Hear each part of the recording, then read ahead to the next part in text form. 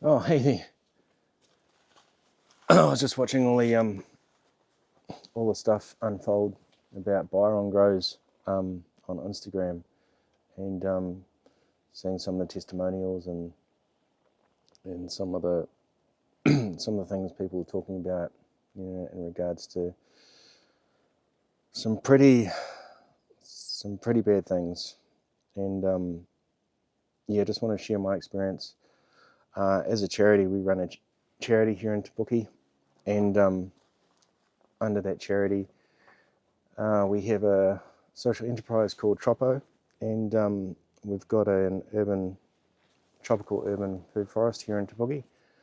But going back a few years, I got hold of a whole bunch of coconuts, and Byron contacted me about purchasing some, and I think there was about 20 or 30 or something, I can't remember. Anyway, I offered them to him at cost, and I live about an hour away out of Whakatane. That's where he's got his food forest. And yeah, so I took the coconuts down there and gave them to him at cost. Drove down, hour there, hour back. While I was down there, he was running some workshop. One couple turned up to the workshop, and yeah, apparently some others hadn't turned up or something. But I did some drone footage and some photography and GoPro shots, which he eventually used some of it in some of his reels and that on Instagram to build his profile. Anyway, I didn't charge, and he said that he'd give us a shout out on social, and that never happened. Since then, I kind of been a little bit dubious. Like I haven't really been in the Syntropic arena. I got told about Byron a few years back, but it just wasn't my flavour, and so I guess I wasn't one of the ones that got involved with the school and didn't end up losing any money that way. But your word is like really important, and I guess if you say you're going to do something, you do something. And I've got a really big thing about being reciprocal.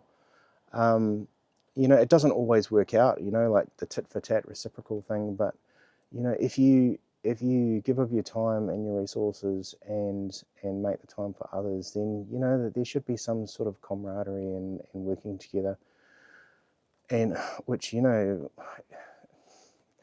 basically collaboration. And some people are not good on collaboration, and yeah, it's just a shame that it's come to this, because a lot of people have been affected. Going from there, I think the people that continue in the school and pretend to be beside him and yet run him down behind his back, I think that's pretty bad. I think, if you have a personal relationship with someone, or even a business relationship with someone, and you're just masquerading as a friend or a business partner, and meanwhile you're backstabbing them and running them down, saying things like, on, for example, there's a guy here in Tapuki that is setting up a food forest. He's been a pioneer with Byron for years, and despite him knowing everything, is still with the school. And to me, like, the ethics in that is just, I just can't understand it from a personal or even a business side of things. But like, the guy's profession as well is just like, dude, like, you're meant to be somebody that's upstanding in the community, and all about the way Byron treats women, and you've said it out of your mouth. I think after the latest trip to Brazil, I've been hearing stories for like years, and particularly from this one person, stories that Byron has ripped people off, that Byron is abusive toward women, really abusive, like not good. That he's stolen people's IP, a whole bunch of things. So I've heard all this. Like, I haven't actually been involved in any of that, like in any of the Syntropic Agroforestry workshops or food forest installs locally. Like, there's one here in just in Rangiuru and one up to Matai Road. Yeah, and for some reason, like, I've been in the food forest arena for like years, and yeah, I'm just glad. I'm glad that I wasn't approached and that I didn't get involved in those local installs, even though I'm really strong in collaboration. After the recent return trip from Brazil, which a whole bunch of people went on, this one person in Te Puke came back and said that basically the host wasn't paid and he wouldn't let the people go, the attendees go, and that Byron hadn't paid his bill to the host. And I was like, oh, okay. But yeah, just a whole bunch of stuff is coming to light on Instagram, and for those who are speaking up, I think it's a good thing. I think sometimes, when we speak up, it can be viewed as a negative, a